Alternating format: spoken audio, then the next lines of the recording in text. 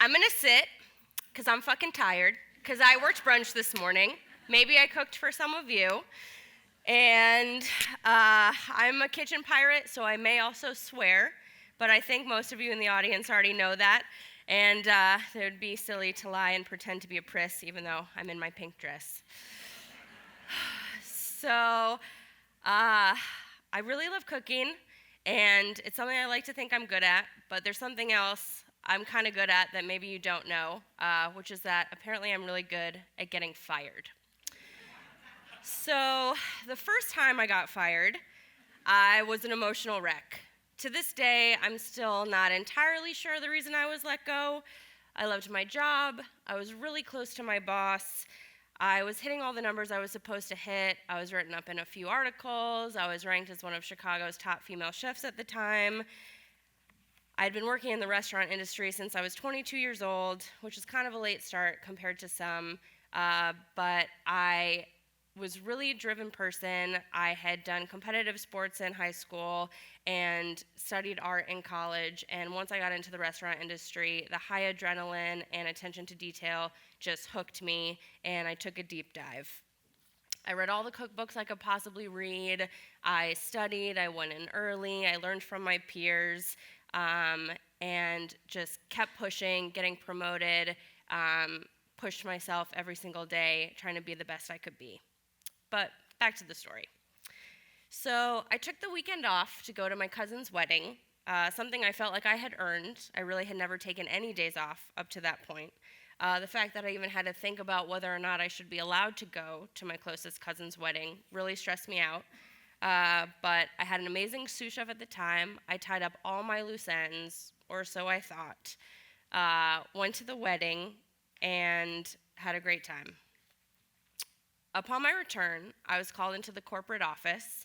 I honestly didn't think anything of it because I had been selected as an honorary team member for a special project with the boss, consulting for a new restaurant, and I was really excited. We were opening a new restaurant, and I was on the team. It was a 3-person team. I was told I was going to get a bonus of about $10,000. Everything I'd been working for was really paying off. I imagined that we were meeting to talk about the details of this new project. I was back from a great vacation, well-rested, and ready to take on the world.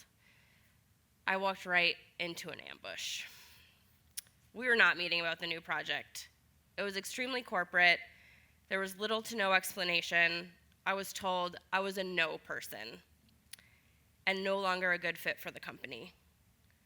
There was a quick mention that while I was gone, one of the owners called to order a BLT.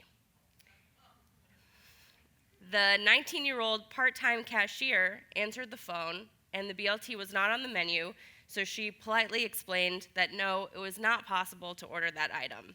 This incident was given as an example of the no culture I was cultivating. I was escorted back to the restaurant to gather my things, my books, my knives, as if otherwise I would make a scene.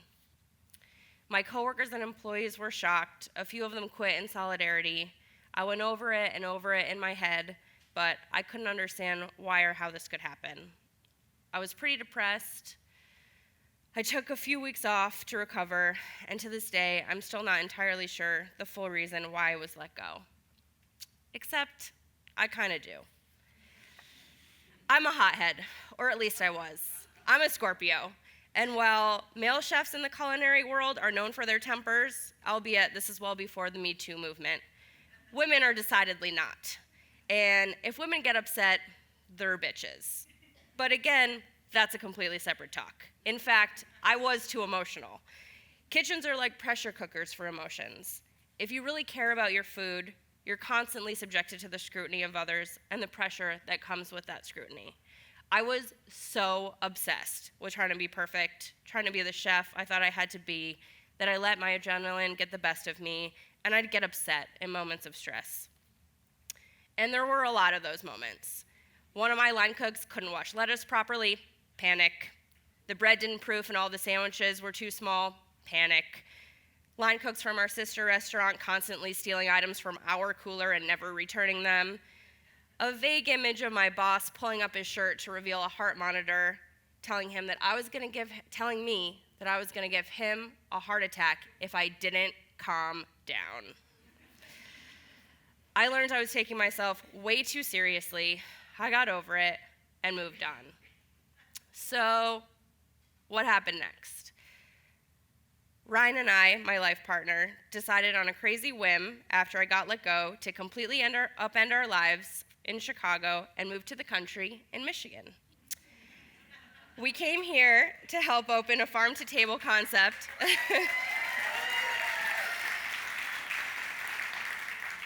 for a local cidery. We poured ourselves into the business and the community for 2 years. We grew the company, we grew the business, we did everything they asked us to do and more. We woke up early on Sunday mornings to feed pigs, give tours to corporate executives at all hours, did community outreach, installed gardens, trained staff, and grew what was previously a lunar landscape, owner's terms, not mine, and warehouse into a fun and cool tasting room and farm experience, continuing to double sales both years that we were there. Again, we thought we were totally killing it. Numbers were good, guests were raving, everything was great, except it wasn't.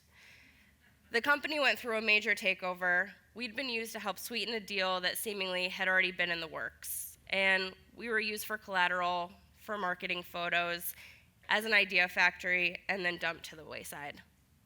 When I got laid off that time, when we both did, it was a lot easier. Not because having both earning members of your household lose their jobs at the same time is easy. Trust me, it's definitely not. We'd also been living at the farm, so we lost our living situation in the process. Actually, they locked us out of the house before we were even able to get all of our things. They also withheld pay and charged us a bogus cleaning fee just to make everything feel a little bit worse. But at least this time, I didn't doubt myself or my capabilities. I learned a lot about who I was the first time around, and I was confident that I had done my best. The first time, I had racked my brain trying to find out what I had done wrong. This time, I basically said, "Fuck you, good luck."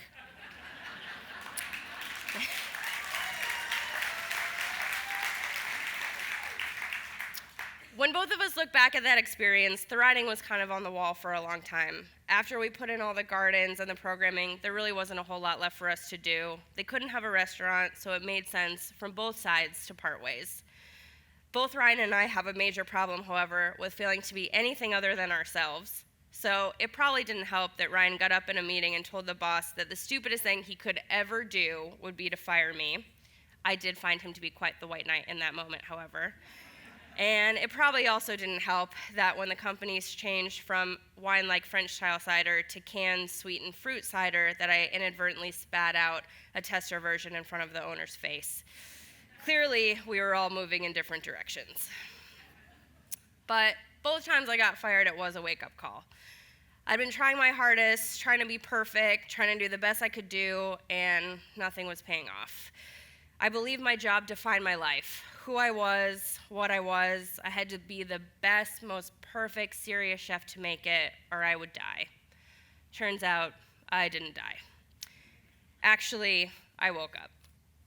We were unemployed for nearly 2 years, strapped for cash, catering out of our own farmhouse, which put undue pressure on our relationship.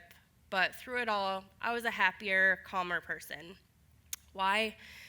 Well, because we farmed, we ate well. I cooked for us nearly every day, 2 to 3 times a day, remembered what I loved about food, centered myself, and moved on.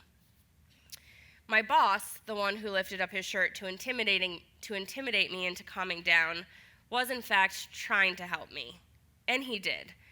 He used to tell me that instead of getting freaked out or upset, to take a sheet tray, go outside, bang it against the dumpster, and take a deep breath. Sometimes taking that deep breath is important. When you get the wind knocked out of you, that first breath can bring clarity. Instead of quitting, in fact, we've now attempted to open a restaurant, and my business partners, Ryan and Brian, and yes, that is very confusing, have successfully made it through the summer. It was rough and not without missteps, but we survived. We had equipment issues, even worse staffing issues, but every time something catastrophic happened, we pushed forward calmly. There's no benefit if the pilot panics. I have tried to be my old bosses, and I've done my absolute best to learn from my earlier missteps. We had a cook walk off the line on 4th of July, try not to panic, work together as a team, move on. One of our baristas no-called, no-showed on Labor Day weekend. No worries, chef worked coffee. No one had any latte art, but no one died either. Despite our failures, we've kept our heads held high and carried on. I would be lying, though, if I told you I never say no to customer requests. So I guess I kind of failed to learn from all my previous mistakes. I say no a lot, all the time, in fact. Not because I want to be difficult, not because I want to be rude to customers. I do understand that we are in the hospitality industry, but because I'm trying to salvage some shred of integrity in the craft that is cooking and to be proud of the food I'm putting on the plate. That part I do still take really seriously. Can I have an egg white omelet with deli turkey meat? No. No, you cannot. It's not on the menu, it's gross, or anyway, it's not the kind of food that you should order in a nice restaurant. It's something you should learn to make yourself at home and eat in front of your TV.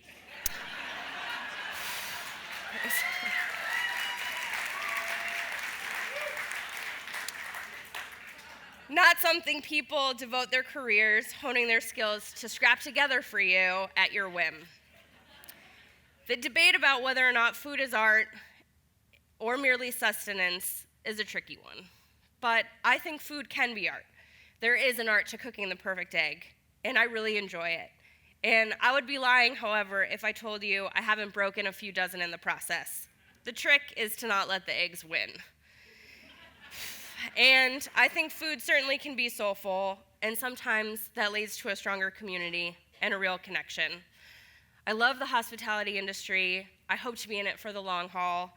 I'm going to continue to press forward, failing many more times in the process.